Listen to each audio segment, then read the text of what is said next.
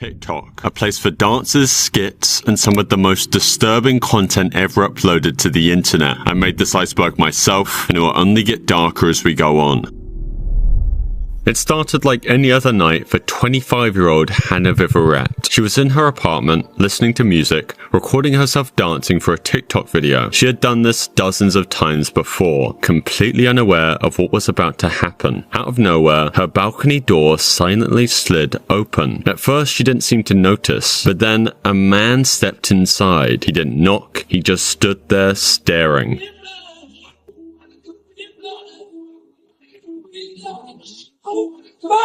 For real.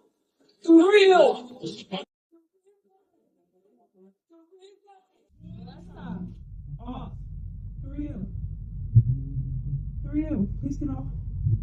Please get out. No, please get out. Yes. Who are you? Please get out of my apartment right now. Please get out of my apartment right now. Get out. Get out. Hello?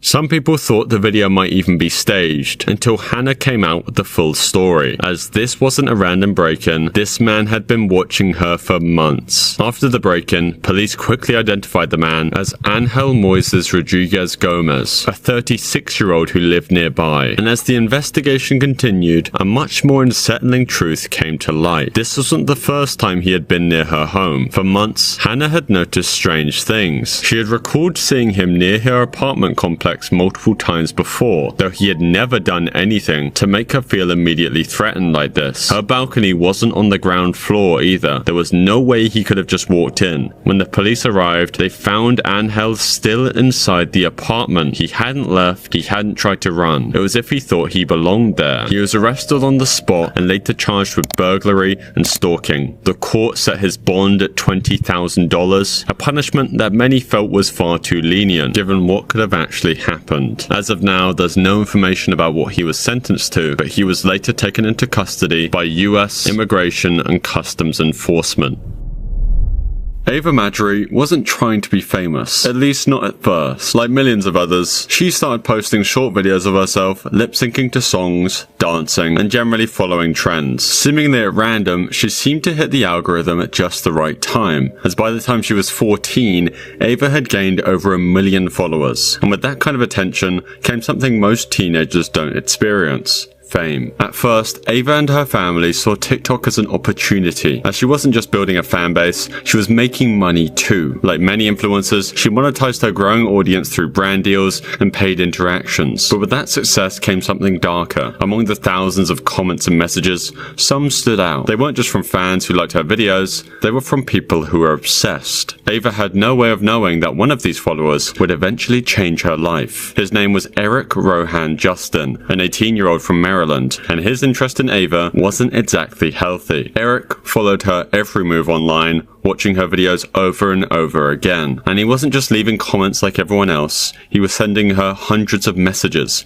trying to get her attention. When he wasn't getting the responses he hoped for, he tried something else, sending her money. Through Cash App, Eric sent hundreds of dollars to Ava, hoping she'd acknowledge him. But Eric wasn't just tipping her for her content, he wanted more. At one point, he even asked Ava for personal photos, not just TikTok videos, but private pictures, just for him. And she and her parents agreed. For $300, Ava sold photos of herself smiling for the camera to Eric. But when Eric started asking for more explicit photos, that was when Ava finally blocked him. She figured that would be the end of it, though she was wrong. Instead of backing off, Eric became more desperate. Through rigorous searching and clues spread throughout her social media, Eric soon discovered where Ava lived. Then, on July 10th, 2021, Eric put a plan into motion. At 4:30 a.m., while Ava and her family were asleep, Eric showed up at their house. house, carrying a shotgun. Without warning, he fired a round through the door, shattering the early morning silence. The blast jolted Ava and her family awake. This was no longer just an online obsession, but Eric himself wasn't prepared for what would happen next. Ava's father, a retired police officer, grabbed his own gun and rushed towards the door. He saw Eric outside, still holding the shotgun, still trying to get inside. He knew his family was in danger, so he took action. Stepping outside, he fired his own weapon, striking Eric. The obsessed fan collapsed onto the ground, and the threat was over. When police arrived at the scene, they found Eric lifeless outside the Majuri home, his shotgun still beside him. For Ava and her family, the reality of what just happened almost seemed impossible to process. A fan from TikTok had traveled hundreds of miles, stalked them, and tried to break in with a gun. If her father hadn't acted, what would have happened? But this wasn't the end of the ordeal. There was another twist. After the shooting, investigators searched Eric's phone and online activity, and what they found was deeply disturbing. He had been planning this for literal months. There were messages, notes, and a search history that showed he was obsessed with Ava and fully intended to harm her. And even worse, he wasn't acting alone. Detectives discovered that Eric had been in contact with other people online discussing Ava. He had encouraged others to harass her, and in some messages, he even hinted that he was willing to pay someone to help him attack her family. Even worse is that one of the people Eric was in contact with was a pupil at the same school Ava went to. The police ruled the shooting as justified self-defense, and no charges were filed against Ava's father.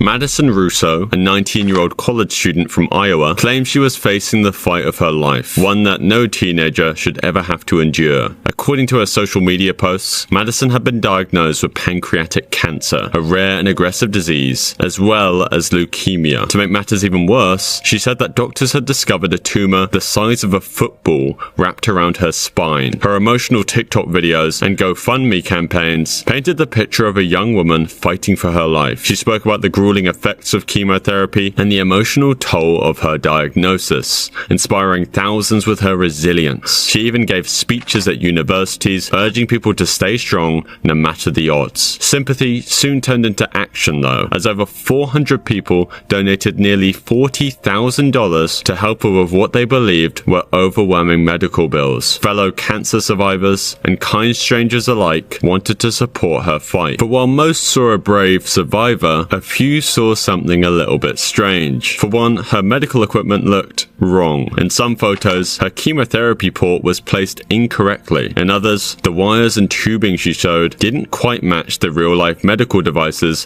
used for cancer treatments. To the average person, most of these details would have probably gone unnoticed. But to doctors, nurses, and real cancer patients who had gone through all the treatment, the inconsistencies were pretty obvious. Someone eventually tipped off the authorities, prompting an investigation into Madison's medical history. Now, gathering money under false pretenses, like faking having cancer to raise donations, is actually very illegal. Authorities also took this case very seriously because of how far her deception went. She was actively giving public speeches about her illness at colleges, whilst also appearing in local news stories. Perhaps unsurprisingly, investigators confirmed that Madison had been faking cancer. They charged her with first-degree theft, a felony in Iowa. In court, Madison pleaded guilty to the charges. Given the scale of her deception, many expected quite a harsh punishment, but in a slightly controversial decision, the judge sentenced her to 10 years of probation, sparing her from prison. She was also ordered to complete 100 hours of community service and pay $39,000 in restitution to the people she had scammed. This video is sponsored by Aura, and while TikTok is still on the verge of being banned, here's something disturbing about it. You could go to any data broker's website right now and buy anyone's data for just a few dollars. It's completely legal. Big companies with poor security are getting hacked every day, and your personal information is being sold on the dark web so spammers, scammers, and identity thieves can target you. It's on us to protect ourselves, and that's why I use Aura, today's sponsor. Aura does all the hard work for you. It identifies data brokers selling information information online and automatically submits opt-out requests on your behalf. Within a few weeks, your data will stop appearing on these sites and you'll get less spam. They also monitor the dark web to alert you if your personal information is ever exposed, notifying you fast if someone tries to access your credit card or bank accounts. Plus, they give you up to $5 million on identity theft insurance should the worst case scenario happen. Aura even includes a VPN with over 100 virtual locations to keep your online activity more private. You can try Aura for free for 14 days at aura.com/serious to see how much of your personal data is already out there.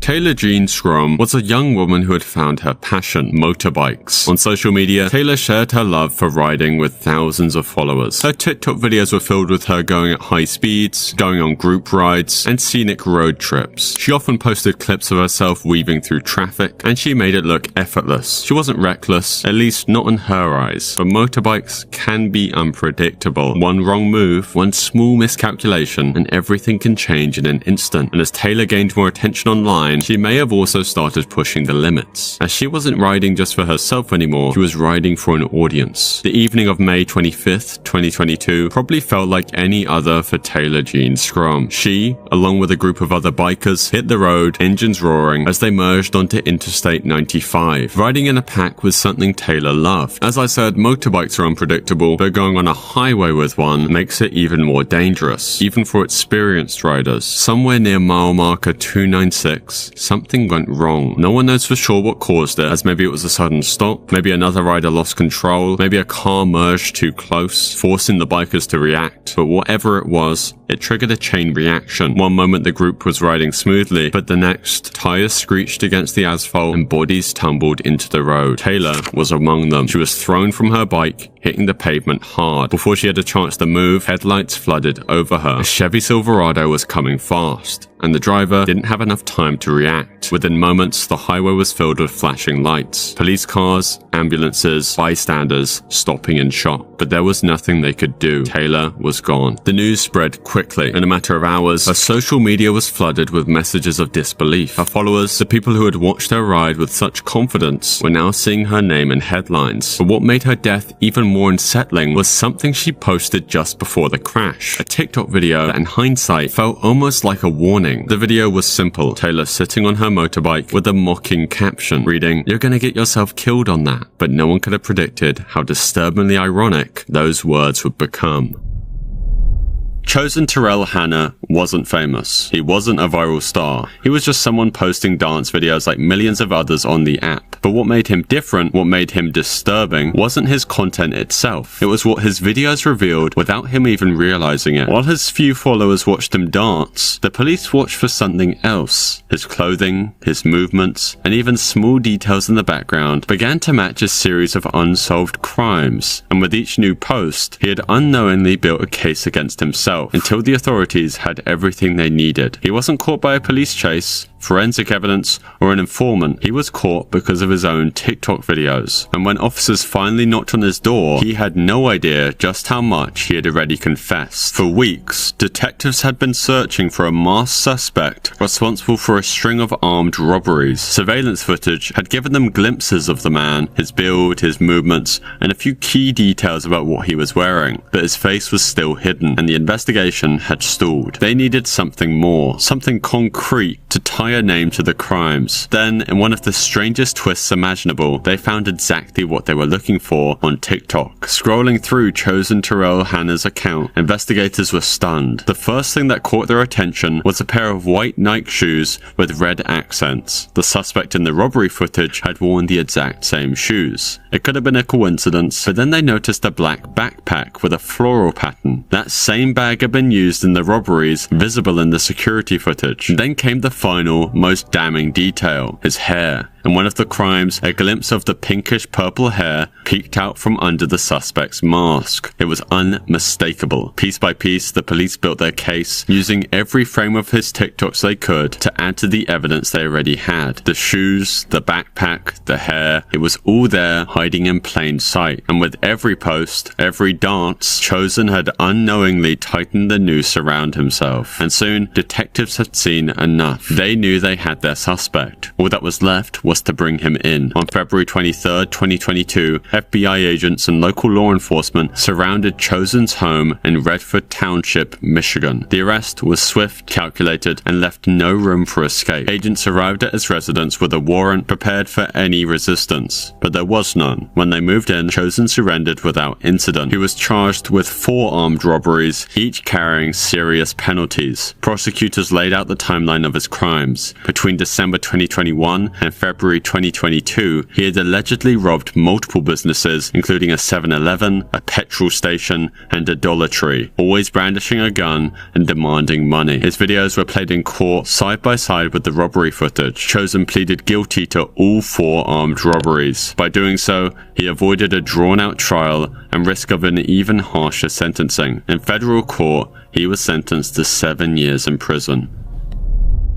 On a July afternoon in 2021, 17-year-old Bethany Martin and her 16-year-old friend were wandering their San Antonio neighborhood when they spotted something unusual near a drainage ditch. At first glance, what looked like just some discarded clothes actually turned out to be a human body. Most people would have reacted with shock or called for help, but Bethany and her friend did neither. Instead, they took their phones out and started filming. Rather than reporting the discovery, they recorded the body. But the worst part wasn't just the filming, it was what they did next. As the cameras rolled, Bethany's friend leaned down and removed a necklace from the dead man's neck. At first, most people thought it was fake, but as viewers recognized the location and connected it to a real news report of a recently deceased man, the truth was slowly revealed. Then, someone sent the video to the police. At that point, the girls had already deleted the TikTok post, but it was far too late. Screenshots and copies had already spread, and authorities traced the account back to Bethany Martin. She admitted to finding the body and taking the necklace, claiming they later discarded it in a drainage area. Bethany was arrested and charged with theft from a human corpse, a Class A misdemeanor in Texas. Her 16-year-old friend, whose name was withheld due to her age, faced charges through the juvenile system. There's no information about what the two actually got sentenced to, but Bethany was released on bond for $2,000.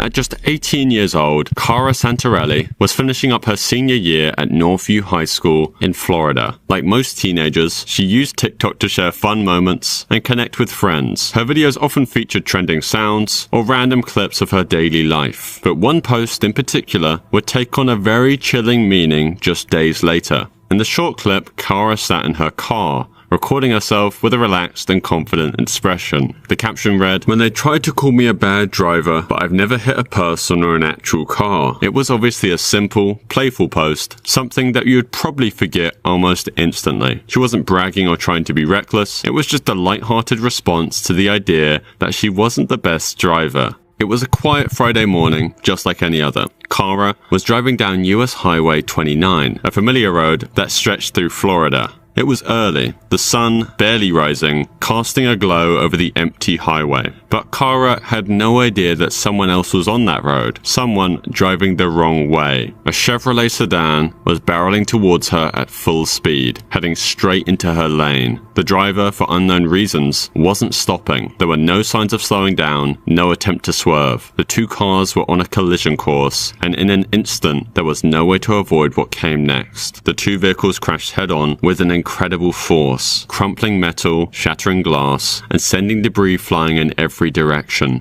The sheer violence of the crash left no room for survival. By the time emergency responders arrived, the damage had already been done. Both Cara and the other driver were killed on impact. As the details of the crash spread, so did the eerie realization, as just days before, Cara had posted that joke video about never being in an accident. Now her life had ended in one. The irony was too painful to comprehend. We're now on level 3 of the iceberg. The Randonautica app works by generating random GPS coordinates near your location and then guiding you to places you might have never gone otherwise. But before it gives you a destination, it asks you to set an intention. You're supposed to focus on something specific, an idea, an object, or even a feeling. The app then claims it will lead you to a location that somehow relates to that thought. If you think of happiness, you'd think it would take you to a park where kids are playing or something. If you focus on sadness, you could end up near near an abandoned house. Randonautica was released in early 2020, right when much of the world was already locked down. People were stuck at home, desperate for something new to do, and the app seemed like the perfect way to break the monotony. Almost overnight, it became a sensation. TikTok and YouTube were flooded with videos of people using the app and stumbling across all sorts of strange things. At first, these stories only added to the app's mystique. It was fun, unpredictable, and just eerie enough to make people wonder if there was something more to it. But then something happened that would change everything. A group of teenagers in Seattle decided to try Randonautica for themselves. They set their intention and followed the coordinates Randonautica provided. The location led them to a rocky shoreline near Duwamish Head in West Seattle. It seemed like just another random spot, but as they looked around, something unusual caught their attention. Near the water's edge, half buried in the rocks, was a black suitcase. At first they thought it was just another piece of rubbish, maybe something washed up by the tide, but as they got closer, they noticed a terrible smell. A few of them hesitated, sensing something was off, but the curiosity got the best of them. One of the teens took out their phone and started recording as another cautiously unzipped the suitcase. Inside, they saw plastic garbage bags, tightly wrapped and stuffed into the case. The smell was overwhelming. Something was very wrong. Then the video cuts to them calling the police. They had no idea what they just stumbled upon, but they knew one thing for certain. They weren't sticking around to find out. And what happened next confirmed their worst fears. When the authorities arrived and opened the suitcase, they found human remains inside the plastic bags. Not long after, another set of remains was found in the water nearby. The scene quickly became a major crime investigation, and the TikTok video that captured the discovery started to spread rapidly. Literally millions of people watched, horrified. Speculation, of course, took over the internet, as some people believe Randonautica had somehow led the teens purposely to the body. Others dismissed it as a tragic coincidence, as after all, the app was designed to generate random locations, nothing more. Seattle police immediately took over the area, treating it as an active investigation. The black suitcase was carefully collected, and the forensic teams arrived to examine the remains. Not long after, a second bag containing additional human remains was discovered floating nearby in the water. What had once been a little exciting adventure for a group of teens had now become evidence in what was clearly a brutal and violent crime. The bodies were sent for autopsy, and within days, authorities confirmed what many had feared. The remains belonged to two people, a man and a woman. Their names were soon released to the public: Jessica Lewis, aged 35, and Austin Wenner, aged 27. They weren't just two random victims, they were a couple, and their deaths had been far from accidental. Both had been shot multiple times before their bodies were discovered in the bags. The details of the case are horrifying. Jessica and Austin had been reported missing for weeks before their remains were discovered. Family and friends had been searching for them, unaware that their bodies were just sitting off the coast. But even as the public learned their names, one question remained unanswered. Who had done this to them? The case had quickly become a top priority for law enforcement. Investigators retraced Jessica and Austin's last movements, looking for clues about where they had been before they had lost their lives. It didn't take long before they found their first major lead. Jessica and Austin had been renting a room in a house owned by a 62-year-old Michael Lee Dudley, located just outside of Seattle. The home, at first glance, seemed unremarkable, a modest suburban house. Nothing out of the ordinary. But as the police dug deeper, they started to realize that Dudley wasn't just an average landlord. He was the last person to see them alive. Inside the house, police found something even more terrifying. Bullet holes in the walls and floors, along with very suspicious red stains that had been poorly cleaned. The evidence was overwhelming. This obviously wasn't just a missing persons case anymore. This was a murder. Authorities wasted no time arresting Dudley, and when questioned, he claimed that Jessica and Austin had become too much for him to handle. He had been trying to evict them, and the tensions had been rising in the weeks leading up to their deaths. But his attempts to justify himself didn't change the facts. Two people had been brutally executed, their bodies discarded and dumped into the water. And now, thanks to a strange phone app and teenagers recording TikTok videos, Michael Dudley was behind bars. Zachary Latham was just a teenager when he moved into his grandmother's home in Vineland, New Jersey. But unlike most 18-year-olds, Zachary wasn't just living a normal life. He was trying to become famous on TikTok. At first, his content seemed harmless. He posted videos about his life and his car mainly. But soon, his TikTok account took a very different turn. He began recording confrontations with his neighbors, the Durham family, and posting them online for the world to see. What are you gonna do, Karen? That's not my name, so get my name straight. Go ahead. You okay, Karen? Go ahead, get my tag. Joe, Get my tag, Karen. my name is not Karen, so get my name straight. Get my tag, it's okay.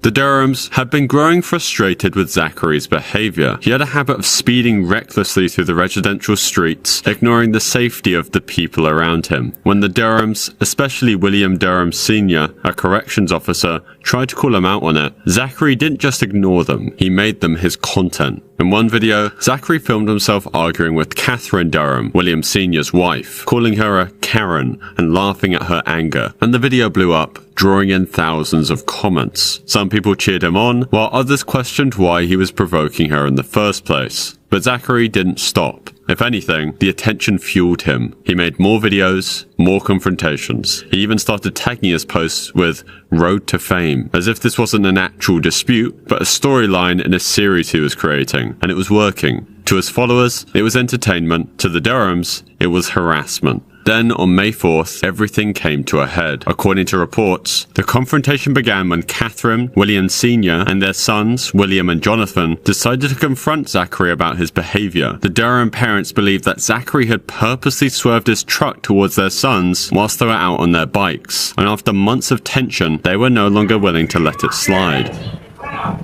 You're 18, come on! Get out of his face! Get out of his face! No! Get out of my face. Get out of his face! Oh, did you hit me?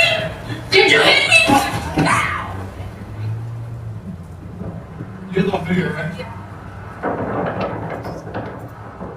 Zachary drove home, armed himself with a stun gun and knife, and waited. They followed him there, and that's where the situation turned violent. Outside his home, a physical fight broke out between Zachary and the Durhams. At some point, Zachary pulled out his knife, and in the struggle, he would strike William Sr. with the knife multiple times in the torso and arm, and his injuries were severe, and despite efforts to save him, the 51-year-old father would die shortly after. The entire confrontation was chaotic. When the police arrived, they took both sides into custody. Zachary claimed that he had acted in self-defense, arguing that the Durhams had come to his home intending to attack him, whereas the Durhams say that Zachary had lured them to his house, armed and ready, with the intention of creating a violent altercation. Prosecutors initially charged Zachary with manslaughter instead of murder, suggesting that they didn't believe it was entirely premeditated. In April of 2023, a jury found Latham not guilty, accepting his claim of self-defense during the confrontation.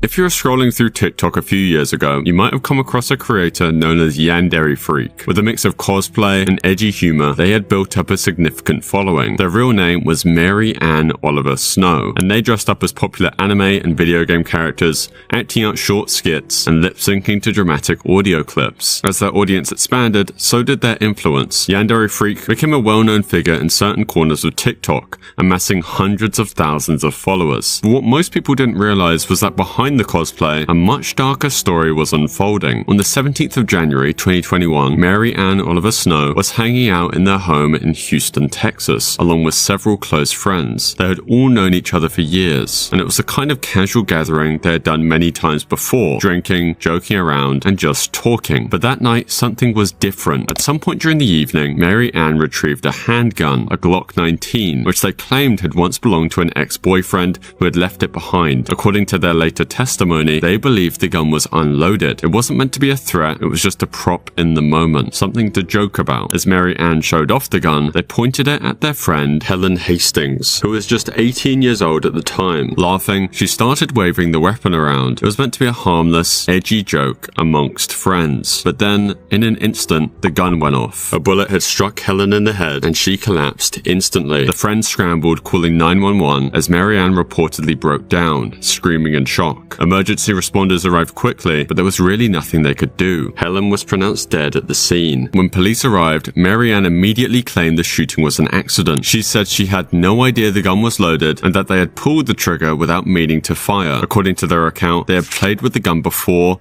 dry firing it multiple times in the past, believing it was empty. Not long after the incident, they were arrested and charged with manslaughter, a second-degree felony in Texas. If convicted, they faced up to 20 years in prison. Mary Ann's defense was very simple. They never intended to harm anyone. They claimed to have believed the gun was unloaded and had even dry fired it multiple times in the past without an issue. That night, they thought it was just another harmless joke, but prosecutors weren't quite convinced. Anyone with a brain should know you never point a gun at someone unless you intend to shoot them. If Mary Ann had truly played with the gun before, why hadn't they checked to see if it was loaded that night? And more importantly, how had a bullet ended up in the chamber? Even if they hadn't meant to fire, handling a real firearm so carelessly was an act of gross negligence, one that resulted in the death of an innocent person. Despite the serious charges, Mary Ann was released on bond while awaiting trial. For a while, the case remained relatively unknown outside of Texas. The public had no idea that a popular TikTok creator was facing criminal charges for a fatal shooting. But as court documents surfaced and the details began to spread online, outrage started to erupt. Even after being charged with manslaughter, Mary Ann didn't disappear from the internet entirely. In fact, they continued making TikToks as if nothing had happened at all. For most people, it was deeply unsettling to see someone involved in such a tragic event acting as if it was just a minor setback. Unlike many high-profile cases, the legal process surrounding Yandere Freak's charges became somewhat of a mystery. There has been very little public information about the outcome of the case, leaving many questions unanswered. The lack of clear updates has only added to the unsettling nature of the case, leaving people wondering how someone involved in such a tragic event seemingly faded into the background. Kira Hart was a 14-year-old girl from Queensland, Australia. Sometime in March 2023, Kira was invited to a sleepover. The girl who invited her, Renisha Gretsch, wasn't a stranger. She was someone Kira knew, a so-called friend. There was no reason to say no. She arrived at the house, probably expecting to watch a film, eat snacks, and laugh with her friends. But instead, the door shut behind her, and the atmosphere changed immediately. What she thought was going to be a fun night with friends turned into something much darker. It started with simple taunting. The girls at the sleepover, the same ones who had invited her over, weren't acting like friends anymore. They surrounded her, making fun of her, and started off just by bullying her. Over the next few hours, she would experience a level of cruelty that's hard to imagine. The betrayal, the violence, and the sheer lack of humanity was made worse by the fact that they made sure to record everything. At first, Kira's friends and family had no idea what had happened to her. When she finally came back from the sleepover, she was barely recognizable. Her face was swollen and bruised, her body covered in wounds. But the full horror of what she endured wouldn't be understood until the footage surfaced online. In the video, Kira is seen cowering, crying, and begging for it to stop.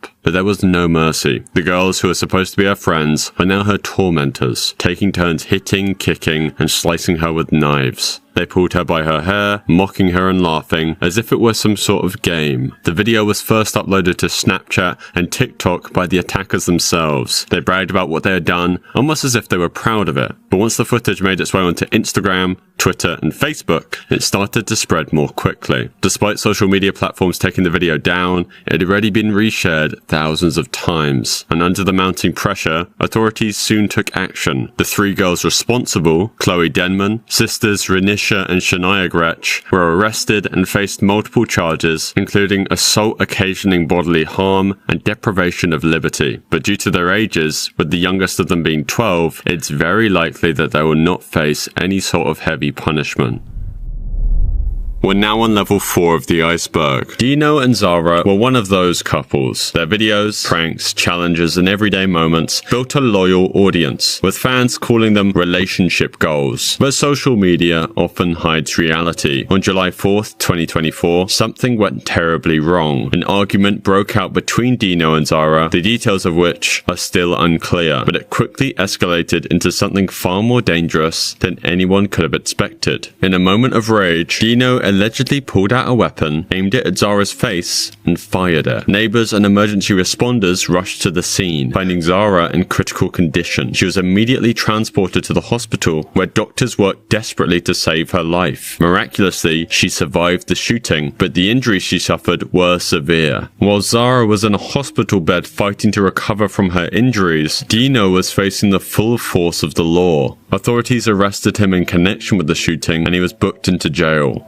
reports from the Flower Mound Police Department confirmed the details of the incident, and soon mugshots of the once popular TikToker were circulating on the platform. And even after everything, they're back together. Recent posts show them side by side, acting like nothing ever happened. Dino was only sentenced to 10 years of probation, as his defense argued that it was purely accidental. Though that still doesn't explain the argument why Dino would retrieve a gun and then point it at the woman he's meant to love most. Terion Ishmael Thomas, better known as Mr. Prada, had over 4 million followers on TikTok. Thomas built an audience through comedy skits that often covered very mundane topics like dating, family, and school life, with his expressive delivery making him a favorite for TikTok's For You page. But soon, his name would make headlines for something far darker. On the morning of September 29th, 2024, Louisiana authorities received a call that would set off a shocking investigation. A body had been found dumped on the side of the road in St. John the Baptist Parish, a quiet area just outside New Orleans. The victim was wrapped in a blue tarp, his body discarded as if someone had wanted to make him disappear. When the police arrived, they uncovered a brutal crime scene. The victim was 69-year-old William Abraham, a therapist and former Catholic priest from the area. He had been beaten to death, suffering from severe head trauma that suggested a violent struggle. There were no signs of a robbery though. His wallet and belongings were still intact. Whoever had done this wasn't after money. At first, the investigators struggled to understand who could have wanted Abraham dead. By all accounts, he was a respected member of the community, known for helping people through their struggles. But as detectives dug deeper, a trail of evidence would lead them to a suspect no one expected: TikTok star Mr. Prada. Surveillance footage from the night before the discovery held a crucial clue. Cameras had captured Abraham walking into an apartment, but he would never come back out. That apartment belonged to Terion Ishmael Thomas, Mr. Prada himself. More disturbing details quickly emerged. Witnesses reported seeing Thomas dragging a large blue tarp to a car, struggling under the weight of whatever was inside. When police found Abraham's vehicle abandoned later that day, they made another discovery. Mr. Prada had been the one driving it. With the evidence stacking up, one thing was clear. This wasn't just a random attack, but what had really happened inside that apartment? And what connection did a 69-year-old therapist have to a 20-year-old TikTok star? Those answers would only lead to more unsettling questions. Detectives quickly confirmed something unsettling. Thomas had never been a client of Abraham's. This ruled out any standard therapist-patient relationship, leaving authorities searching for another connection. If their meeting wasn't professional, then what had brought them together that night? With mounting evidence, police issued a warrant for Thomas's arrest. But by the time law enforcement was ready to move in, he was already on the run. His escape didn't last long though. On the 1st of October 2024, just 2 days after Abraham's body would be found, authorities tracked him to Dallas, Texas, nearly 500 miles away from the crime scene. Police moved in quickly, and Thomas was taken into custody without incident. At the time of his arrest, Thomas refused to explain what had happened that night. He didn't fight back, but he also didn't offer answers. What had led to such a brutal killing, and why had he tried so desperately to cover his tracks? Well, we might not ever find out. As of today, Mr. Prada has remained silent, and the authorities investigating the case have yet to reveal any information. Jinkid's real name is Ali Nassar Abulaban, and he was known for his TikToks that you may have actually seen before, where he pretended to be an NPC from the game Skyrim. You try mercenary work? Might suit you. Through these TikToks, he gained around 945,000 followers before his account would be terminated. Outside of his skits, he was just a normal guy. At least that's what it seemed like. He was married to Anna Abulaban, and together they lived in San Diego, California. From the outside, they looked like a normal couple, as Anna would occasionally appear in some of his TikToks. But as much as he gained online, his personal life was spiraling. His mental state was becoming unstable, and his relationship with Anna was suffering because of it. In October of 2021, she told Ali it was over. She wanted a divorce. For Ali, that wasn't an option. Instead of accepting the breakup, he spiraled. He refused to believe it was real. He became obsessed with Anna's every move. He stalked her, tracked her, and listened in on her private conversations. As without her knowing, he installed a hidden tracking device on her iPad. Through it, he could hear everything she said, every conversation, every plan she made, and every person she talked to.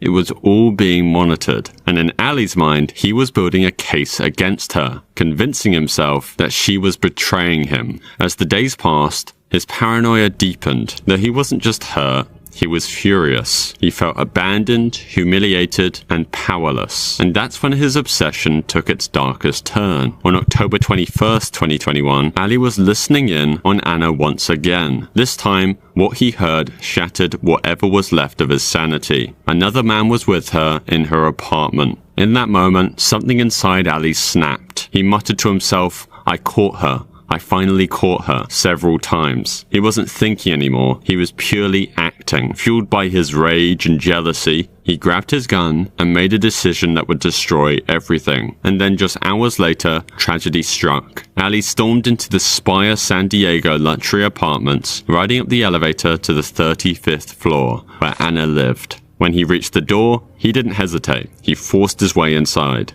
Inside the apartment, Anna was with 29-year-old Rayburn Barron. He wasn't a stranger. He was someone Anna had known for years. But in Ali's mind, he was the enemy, the man who had stolen his wife. Without words, Ali pulled out his gun and opened fire.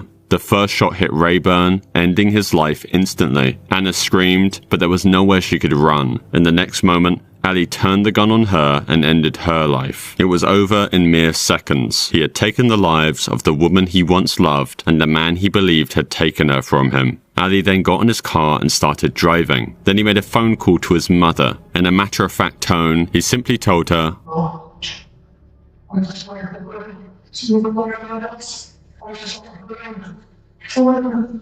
By now, Anna's neighbors had already called 911, and it didn't take long for the police to piece together what had happened and put out an alert. Ali was on the move and officers were closing in, though he wouldn't make it far. Not long after leaving the apartment, police caught up with him on Interstate 805. His car was pulled over and officers surrounded him. He didn't fight, and he didn't try to escape. Ali was taken into custody without resistance, the gun still in his vehicle. By the time the news broke, the internet was in shock. The same man who had once made people laugh with his funny videos had now become the face of a brutal double murder. But the deepest impact was felt by the person who had no way of understanding what had happened. Ali and Anna's 5-year-old daughter. In an instant, her mother was gone. She would grow up not just without Anna, but with the horrifying reality that her father, the man who was supposed to love and protect her, was the one responsible for taking her away. There was no way to explain to a child why her world had been shattered. In the months that followed, Ali Abulaban sat in a courtroom, no longer an internet personality, but a man on trial for a double murder. He pleaded not guilty, insisting that he had acted in a moment of uncontrollable rage. But the evidence obviously told a very different story. In May of 2024, a jury found him guilty of both counts of first-degree murder. Then, in September of 2024, he was sentenced to 2 consecutive life sentences without the possibility of parole. Social media can turn everyday people into stars overnight. Jonte Collier and Eric Dodds were one such a couple. Their TikTok videos gained them over 800,000 followers, as many admired them not just for their personalities, but for the representation they brought to the LGBT community. Though the same people who built their brand on love were hiding something much darker, something that none of their followers saw coming. At first, the changes were subtle. Their upload slowed down, and the usual light-hearted energy in their videos felt somewhat different. Some followers noticed, but most scrolled past without a second thought. Then, one day, their content would stop altogether. What happened? The answer isn't just surprising, it is deeply disturbing. On August 10th, 2022, Jonte was arrested in Georgia. At first, the details were scarce. News outlets reported that he'd been taken into custody, but for what? No one knew for sure yet. It didn't seem real. Fans obviously scrambled for answers, hoping it was some kind of mistake. Then, just as people were starting to wrap their heads around Jonte's arrest, something even stranger started happening. Eric took to social media to defend Jonte. He was emotional, adamant that his partner was innocent. No, he has not done anything to no one. Y'all know John will not harm a soul. He's the most free-spirited, caring person that I know.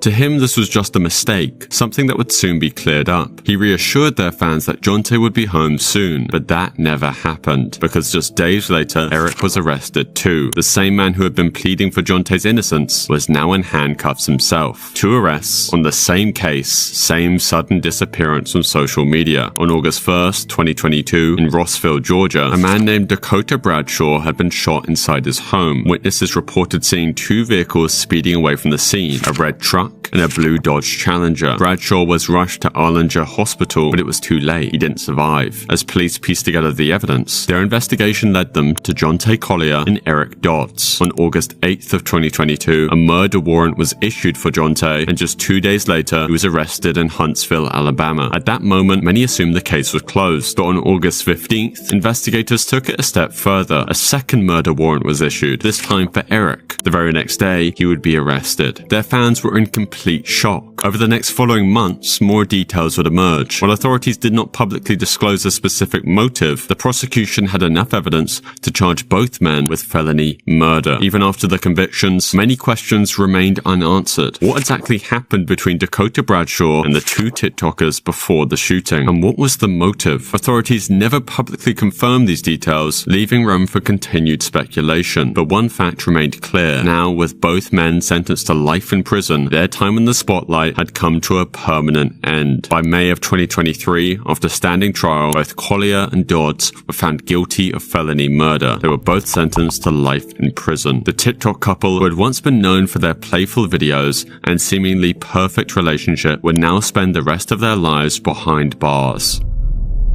We're now on level 5 of the iceberg. Louise Cam was a successful businesswoman living in Hertfordshire in England. At 71 years old, she had built a comfortable life managing rental properties, including a £1.3 million house in Barnet and a shop with 3 flats in Willesden. That's when she met Qusay Al-Jundi, a 25-year-old chef who worked in a restaurant in Willesden. He was charming, confident, and always had a way with words. He talked about his wealth, his powerful connections, and how he could make things happen. It wasn't before long he introduced Louise to a new business proposal, one that seemed too good to pass up. Qusay claimed to have a wealthy girlfriend named Anna, who was eager to invest in property. According to him, she was ready to buy both of Louise's properties for £4.6 million, offering a fast, off-the-books deal that would benefit everyone involved. Louise had been considering selling, and if Qusay was telling the truth, this would be an easy and profitable transaction. But she wasn't dealing with an ordinary buyer. Unbeknownst to her, Qusay was not the businessman he claimed to be. He had no money, no high-profile connections, and no intention of following through on the deal. Behind the scenes, something much darker was taking shape. To make his plan work, Qusay brought in Mohammed El Aboud, a 28-year-old delivery driver. As a man in a difficult financial situation, Mohammed was willing to do whatever it took to help his friend secure the deal. Together, they made sure everything was in its place. On July 26, 2021, Louise was invited to Qusay's home in Barnet, where she expected to finalize the property transfer. She had no reason to suspect anything was wrong, though once she arrived, at some point during the visit, Mohammed launched a violent attack. He strangled Louise with a hairdryer cord in a cold-blooded act. With Louise dead, Qusay and Mohammed now had a major problem. The plan had always been to take her properties, but now they had a body to hide. Their solution was equally as disturbing. They stuffed Louise into a wheelie bin right there at the property. Instead of disposing of it immediately, they left her there, hidden from view, as they put the rest of their scheme into motion. Over the next 48 hours, Qusay attempted to fake Louise's presence. Using her phone, he sent text messages to her friends, family, and business contacts, pretending she was still alive. He told her sons that she had gone away with her friend and wouldn't be available for a while. But deception can only go so far. Louise's family and friends immediately grew suspicious. The messages just didn't sound like her, and the way they were written felt off. They were too vague and too unlike the direct and business-minded woman they knew. Meanwhile, Qusay and Mohammed weren't acting like men trying to cover up a crime. In fact, they were celebrating. Rather than lying low, Mohammed filmed himself dancing with his girlfriend in one of Louise's properties and posted the video to TikTok. He had literally just committed a murder, and now he was smiling for the camera. In another clip, he shows off his brand new car, which of course also belonged to Louise. Mohammed was playing the role of a wealthy, carefree young man, pretending he had come into money through legitimate means. In reality, he was flaunting items he didn't have and living on borrowed time. Qusay, meanwhile, was busy trying to secure his prize. Earlier that month, he had convinced Louise to sign a lasting power of attorney document, which basically gives him control over her financial affairs. He also obtained signed property transfer forms, which would allow him to take ownership of her properties without paying a single penny. In Qusay's mind, everything was set And with her now out the way as they planned, he wasted no time to sell her properties. He contacted an associate, claiming that Louise had already handed them over to him, and began looking for buyers. He thought he had pulled off the perfect crime, but the cracks were already forming in his grand plan. Louise's family was asking too many questions. Her properties were also still legally tied to her name, and the videos that Muhammad was taking in her properties was about to bring everything crashing down. On July 28, 2021, 2 days after Louise was last seen, her family had reported her missing. The police immediately launched an investigation, retracing her last known movements. It didn't take long for them to zero in on the people she had last been in contact with, Muhammad and Qusay. When questioned by the authorities, Qusay tried to maintain his facade. He repeated the story he had been pushing through the text messages, that Louise had gone away on a trip and that he had nothing to do with her disappearance. But detectives simply weren't buying it. By this point, the reckless social media activity, particularly the TikTok videos, had raised suspicions. As the pressure mounted, the truth unraveled. Just days after her disappearance, police discovered Louise Cam's body. She was found stuffed inside that same wheelie bin, though she had been moved to Wood End Road in Harrow, where it was concealed under garden waste. Muhammad El Aboud and Qusay Al Jundi were arrested and charged with Louise's murder. In 2022, the pair were each sentenced to life in prison with a minimum term of 35 years. In the quiet suburbs of Las Vegas, 16-year-old Sierra Halseth and 18-year-old Aaron Guerrero thought they had found something special, something no one else could understand. They were young, in love, and inseparable. But their love had one major problem: Sierra's father, Daniel Halseth. Daniel didn't approve of Aaron in the slightest. He saw the relationship as reckless and dangerous. Maybe he thought Sierra was too young to be so deeply involved with someone older. Whatever his reasons, he made one thing very clear: Sierra was forbidden from seeing Aaron. For most teenagers, a breakup like this would be heartbreaking but temporary. Parents set rules, and kids eventually move on. But Sierra and Aaron weren't like most teenagers. Behind closed doors and over text messages, the two teens started discussing something unthinkable. What if Daniel wasn't around anymore? What if they didn't have to hide, lie, or sneak around? What if they could just make him disappear? It might have started like a fantasy, an angry thought said aloud, but as the days passed, the idea stopped sounding impossible. It started sounding like a real plan. And unlike the way most people fantasize about extreme ideas but never act on them, Sierra and Aaron took their dark thoughts one step further. They began researching. They talked about what they would need to do. The planning wasn't rushed, it was calculated. This wasn't a crime of passion, a sudden moment of anger turning deadly. This was something different, something colder. Their plan involved not just killing Daniel, but making sure no one would ever know they were responsible. They would cover their tracks, escape together, and start a new life far away. The details of the plan aren't all public, but what we do know is chilling. They discussed ways to get rid of evidence. They planned how they'd clean up afterwards, and most disturbingly, they talked about what life would be like once Daniel was out of the picture, as if his life was just a problem that needed to be solved. At this point, it was no longer just a theory or wild teenage idea. They had made up their minds, and all that was left was to put their plan into motion. On April 9th, 2021, that's exactly what they did. Daniel Halseth had no idea what was coming. He was at home, likely thinking about everyday concerns, work, bills, his daughter's future. But as he went about his evening, Sierra and Aaron were waiting for the right moment to strike. The attack was brutal. Daniel was ambushed with a knife by his own daughter and Aaron. Reports later revealed that he had suffered at least 70 different wounds. The two teens didn't just kill Daniel, they made sure there was no chance he could survive. The attack wasn't clean, quick, or quiet, but even after the murder, their plan wasn't over. They had another problem: the crime scene. Sierra and Aaron took their next step. They tried to set the house on fire to destroy any trace of what they had done. Flames began to spread throughout the house, but despite their efforts, the fire didn't do enough to cover up the crime. Security footage later captured the teens at a nearby store buying bleach, gloves, and other cleaning supplies, attempting to erase their involvement. But no amount of cleaning could undo what they had done. With Daniel's body lying in his burning home, Sierra and Aaron didn't panic. They didn't break down. Instead, they moved forward with their plan. They emptied Daniel's bank account, withdrawing thousands of dollars to fund their escape. Then they packed their bags and disappeared, thinking they had left no trace behind. But what you're probably wondering is what this has to do with TikTok. Well, what they did next was probably the most disturbing part of the entire case. Instead of laying low, staying quiet, or showing any sign of guilt, Sierra and Aaron did the unthinkable. They recorded a video. In the short TikTok, we see the two teenagers together, smiling and laughing. Day 3 after murdering somebody. Wow! Don't put that on the camera. It was worth it. And no bleeding this time.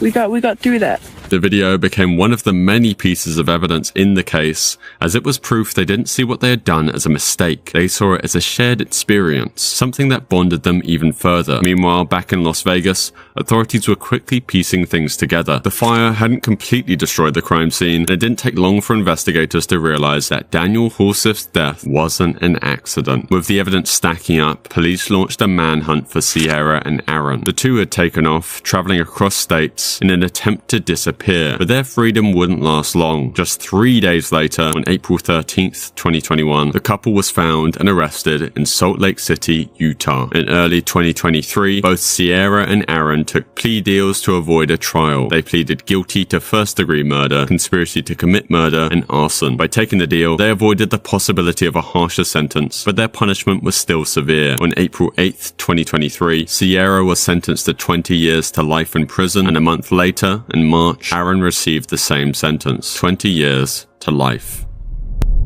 Nicola Priest's TikTok account seemed like a window into the life of a loving young mother. She posted videos that painted a picture of happiness, dancing, smiling, and lip-syncing to popular songs. Her daughter, Kaylee Jade, often appeared in these videos, laughing and playing along, just like any other carefree toddler. But behind closed doors, the reality was much darker than anyone watching could have imagined. Social media is built on appearances. People purposely show the best parts of their lives. But those watching her TikTok videos didn't see what was happening behind the screen. They didn't hear the cries of a 3-year-old being mistreated. They didn't see the text messages she sent to her boyfriend, Callum Redfern, joking about punishing Kaylee Jade when she misbehaved. They didn't know that the same woman filming playful TikToks was also ignoring her daughter's pain. On the night of August 8th, 2020, the illusion of happiness Nicola Priest had crafted online shattered completely. Sometime between the evening and early hours of the next morning, something horrific happened inside her apartment in Solihull, England. Her 3-year-old daughter, Kaylee Jade, suffered fatal injuries. Injuries so severe that experts later compared them to those of a child in a high-speed car crash. At 11:17 a.m. the next day, Nicola dialed 999. Her voice was panicked as she told the operator that her daughter wasn't breathing. Paramedics arrived at the flat within minutes, but it was already too late. Kaylee Jade's body was lifeless, showing clear signs of a brutal attack. It was clear that Nicola had been physical with her. Despite the extreme circumstances, Nicola and her boyfriend Callum acted as though they had no idea what had happened. They told paramedics that Kaylee Jade had simply fallen asleep and never woken up, but doctors who examined her body obviously knew the truth. As investigators combed through the scene, disturbing details began to emerge. Neighbors reported hearing loud noises and thuds coming from the apartment the night before. Some even recalled hearing Kaylee Jade crying. Then, the autopsy confirmed what detectives feared. Kaylee Jade had died from blunt force trauma. She had been subjected to ongoing abuse, with previous injuries showing she had suffered long before that fatal night. And as police continued their investigation, they found more damning evidence. Messages between Nicola and Callum laughing about punishing the toddler when she didn't behave. Nicola had presented herself as the devoted mother on TikTok, but in reality, she had failed Kaylee Jade in almost every way possible. The little girl who once appeared in her videos was now gone, and the truth about what happened inside that apartment was finally beginning to unravel. Nicola and Callum both sat in court, accused of causing or allowing the death of a child. From the start, it was clear that neither of them wanted to take responsibility. Instead, they turned on each other. Nicola claimed that Callum had been the one to inflict the fatal injuries, while Callum insisted that he had only arrived at the apartment after the abuse had already taken place. But the evidence told a very different story, one where both were guilty. The court heard about the disturbing messages Nicola and Callum had exchanged in the days leading up to Kaylee Jade's death. These texts revealed that both of them had been frustrated with the toddler and had joked about punishing her. One message from Callum even suggested that they should, quote, boot Kaylee Jade when she misbehaved. The prosecution argued that these messages showed a pattern of mistreatment and a complete lack of care for the child's well-being. As the trial progressed, the jury saw the stark difference between the image Nicola Priest had created online and the reality of her behavior as a mother. Clips from her TikTok were played in court, showing her smiling and singing just weeks before her daughter's death. But those videos meant nothing when compared to the brutal evidence of what had really happened. In August 2021, the verdict was finally delivered. Nicola Priest was found guilty of manslaughter and sentenced to 15 years in prison. Callum Redfern was also convicted of manslaughter and sentenced to 14 years. But what makes this case even worse is what Nicola did after her daughter had already died. In the days following Kaylee Jade's death, but before her arrest, Nicola continued posting TikTok videos as if nothing had happened. Instead of mourning, she kept uploading videos of herself dancing to songs and posing for the camera. In one video, she performed a dance routine to the song I Wanna Be Your Lady, with no sign of sadness or remorse. These videos became a key piece of outrage when the case went to trial. Many people couldn't comprehend how a mother who had just lost her child in such a violent way could carry on as if nothing had happened at all. And that concludes today's video. If you want something else to watch or listen to, here's a video of mine that YouTube thinks you'll enjoy. Thanks for watching.